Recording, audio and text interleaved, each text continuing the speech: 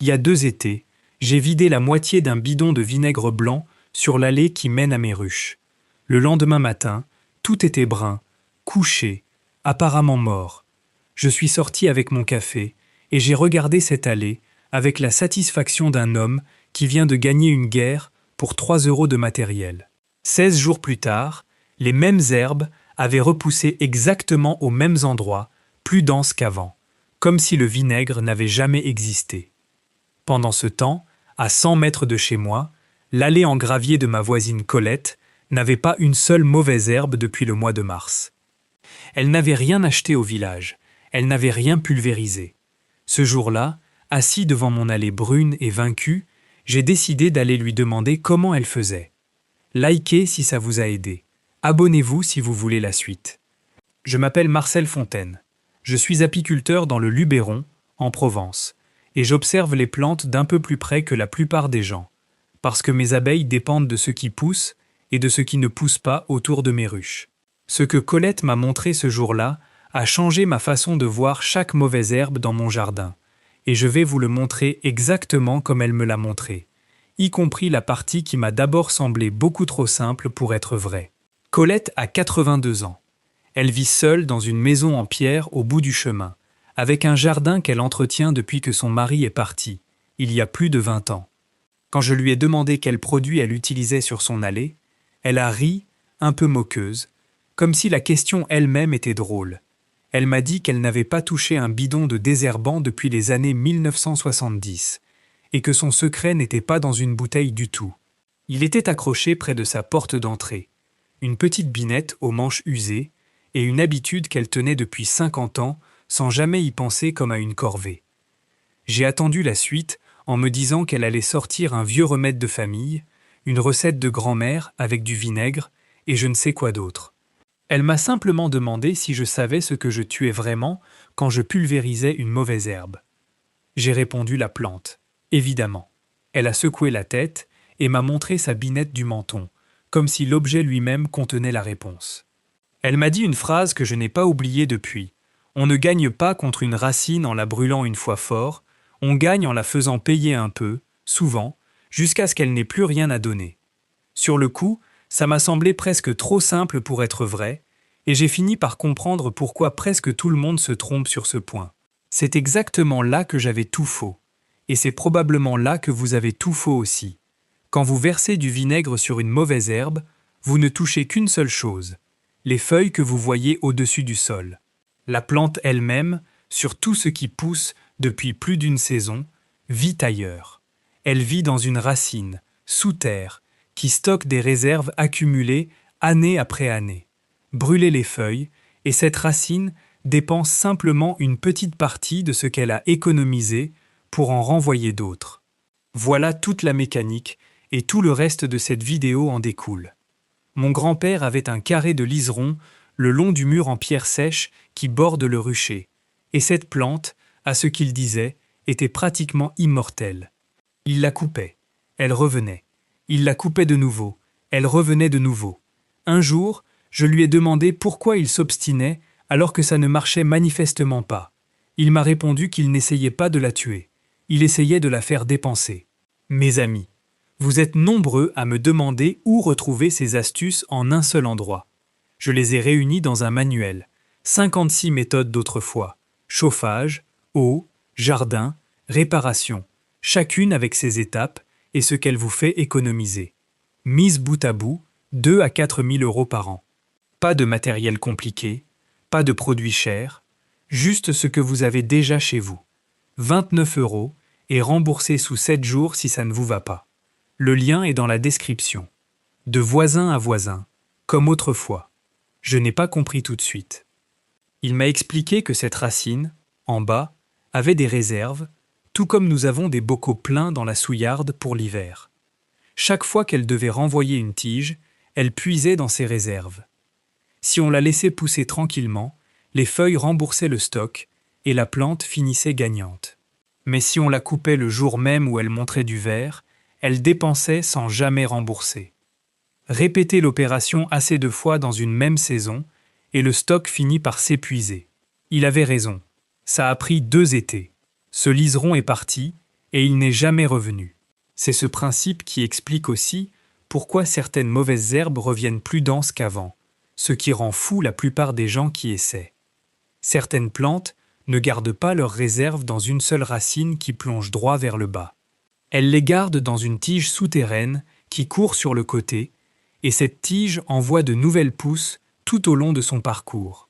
Le liseron fait ça, le chien de Tossi, ce qui explique pourquoi il colonise une pelouse entière en 2 saisons si on le laisse faire.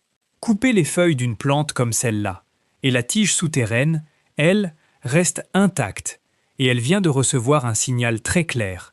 Elle a perdu sa lumière. Alors elle ne renvoie pas une seule pousse de remplacement. Elle en envoie plusieurs, à différents points le long de sa course, parce que c'est sa réponse naturelle à une attaque. Vous n'avez rien créé de nouveau. Vous avez réveillé des pousses qui attendaient déjà sous terre. Et pour n'importe qui debout devant son allée, ça ressemble à un échec total. Ce qui m'amène à la chose que je vous déconseille absolument de faire sur ce genre de terrain. Passer la motobineuse. Une racine coureuse hachée en 20 morceaux n'est pas 20 morceaux morts. La plupart de ces morceaux ont assez de réserve pour donner une plante entière chacun. Et vous venez de la planter vous-même, uniformément, sur toute la surface. René, mon voisin de l'autre côté, a passé la motobineuse dans une plate-bande de liserons un mois d'avril. En juin, il en avait 4 fois plus qu'au départ et n'y comprenait rien. Voilà pour la théorie.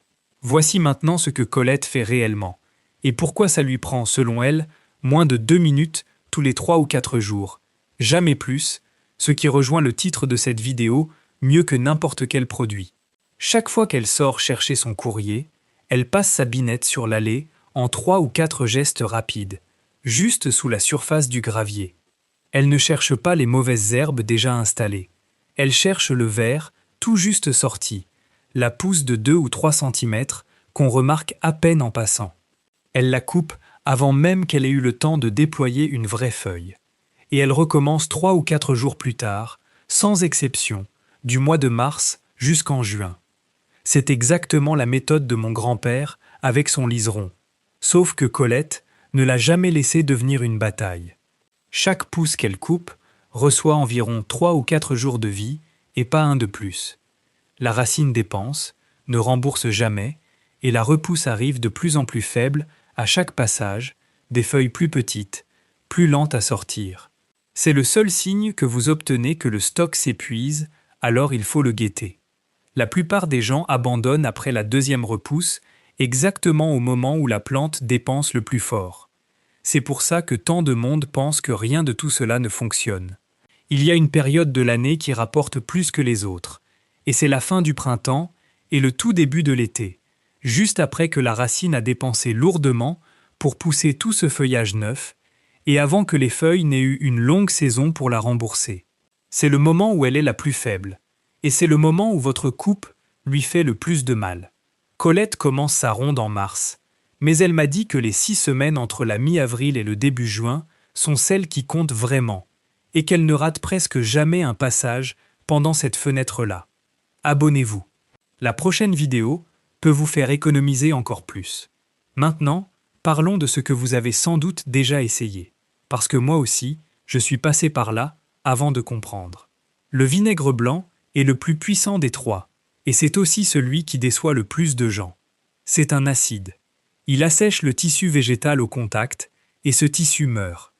C'est tout le mécanisme. C'est rapide et efficace sur tout ce qu'il touche, mais il agit uniquement au contact. Ce qu'il touche, il le brûle. Ce qu'il ne touche pas, il ne le touche pas.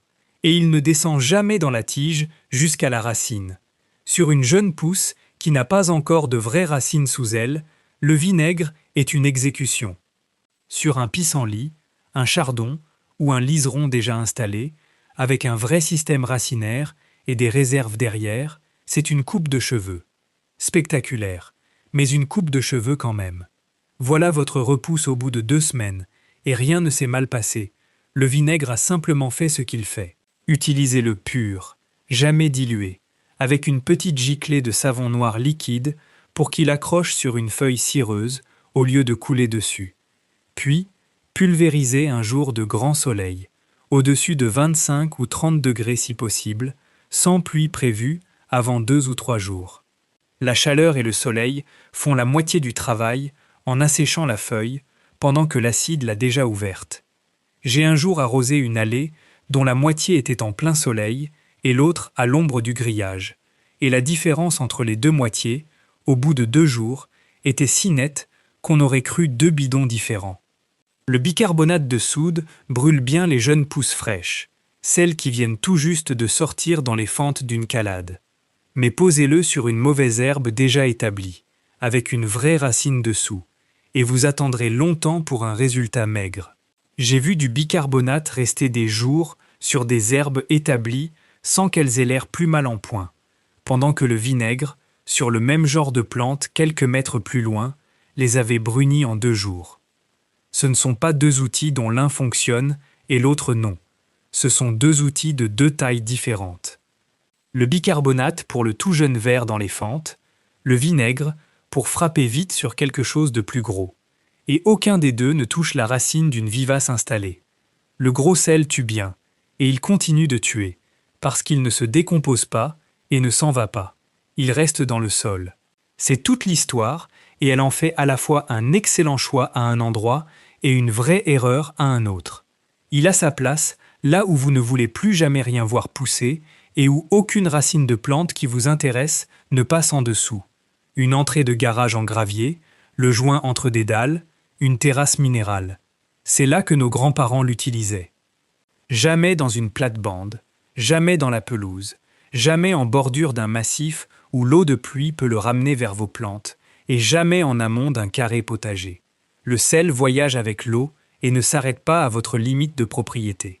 Faites-le entrer dans une terre où vous voulez faire pousser de la nourriture, et vous aurez créé un problème qu'aucune saison de rinçage ne défera. Avant de choisir quoi que ce soit, il faut savoir ce que vous avez devant vous, et c'est plus simple qu'il n'y paraît. Arrachez une tige. Si elle sort avec une touffe de racines fines et filandreuses, c'est une annuelle. Elle est née de graines cette année, et n'importe laquelle de ces méthodes en viendra à bout définitivement. Si elle résiste, ou si elle casse en laissant quelque chose d'épais et de blanchâtre dans le sol, c'est une vivace avec une vraie réserve, et aucun produit que vous mélangerez chez vous ne l'atteindra jamais complètement. Pour celle-là, c'est la méthode de Colette qu'il vous faut, pas une bouteille. Pour un carré vraiment envahi de chiandans ou de liserons, il existe une méthode qui bat tous les produits réunis, et c'est de couper la lumière. Une racine vivace ne peut pas reconstituer ses réserves sans feuilles au soleil. Alors on couvre le sol. Du carton posé à plat, sans adhésif ni agrafe, chevauché d'au moins 20 cm à chaque jointure pour qu'aucune pousse ne trouve de brèche, puis 10 bons centimètres de paillage par-dessus, paille, écorce ou foin. On mouille en posant et on laisse une saison entière. Là-dessous, la plante envoie une pousse, ne trouve pas de lumière, dépense encore, en envoie une autre, ne trouve toujours rien. Elle fait le travail d'épuisement toute seule, pendant que vous n'êtes même pas dehors. J'ai débarrassé un coin de terrain avec du carton et du paillage que je n'aurais jamais nettoyé avec un bidon entier de vinaigre, et je n'ai pas touché un pulvérisateur une seule fois. Couvrez toujours un peu plus large que ce que vous voyez en surface, parce que ces tiges coureuses vont plus loin que le verre ne le laisse deviner. Sinon, vous verrez simplement tout repousser en couronne tout autour de votre travail, quelques mois plus tard, comme si le carton n'avait servi à rien. Pour le paillage, inutile d'acheter quoi que ce soit de raffiné. Colette utilise la paille que lui donne un fermier du hameau voisin en échange d'un pot de miel de temps en temps, et moi j'utilise le broyat des branches d'olivier que je taille chaque hiver, étalé une fois qu'il a séché quelques semaines. L'important n'est pas l'élégance du matériau, c'est l'épaisseur, et c'est qu'il ne laisse pas passer la lumière. Une dernière chose qui ne coûte rien du tout. Arrachez vos mauvaises herbes le lendemain d'une bonne pluie. Une terre humide laisse sortir une racine pivot entière au lieu de la casser 5 cm plus bas. Une racine entière arrachée, c'est une mauvaise herbe que vous ne reverrez jamais à cet endroit précis.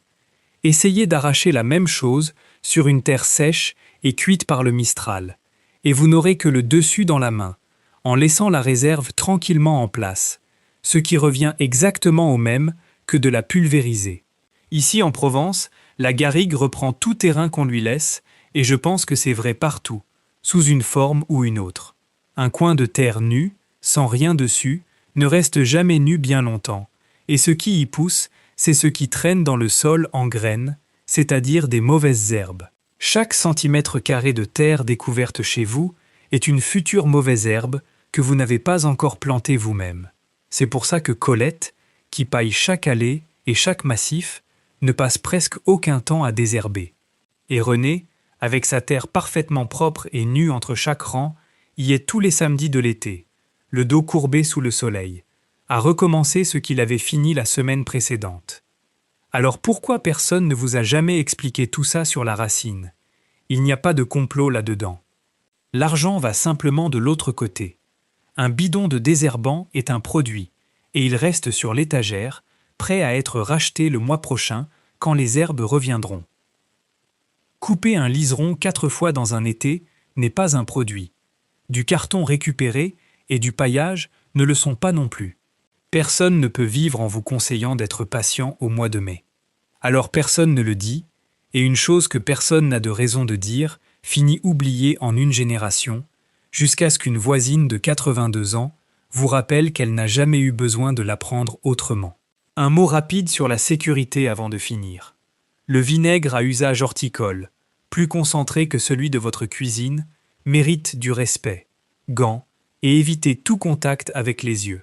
Le sel et le vinaigre tuent sans distinguer votre massif de fleurs de la mauvaise herbe juste à côté.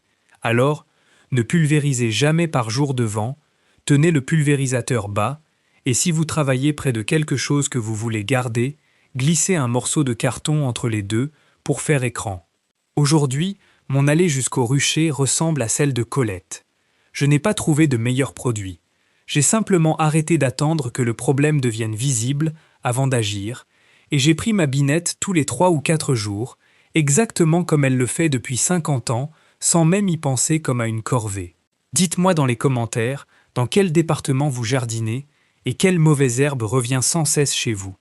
Nommez-la si vous la connaissez, décrivez-la sinon, parce que je suis prêt à parier qu'une poignée de noms revient presque à chaque fois et que chacune d'entre elles cache une belle réserve sous terre. La prochaine fois, je vous montre comment reconnaître si une plante qui jaunit d'un coup dans votre potager souffre d'un manque d'eau, d'un excès ou de toute autre chose, parce que c'est une confusion qui coûte cher à beaucoup de jardiniers chaque été. D'ici là, souvenez-vous de ce que vous combattez vraiment, pas la feuille, la réserve en dessous. Plus de vidéos sur l'écran en ce moment. Abonnez-vous pour ne pas manquer la suivante.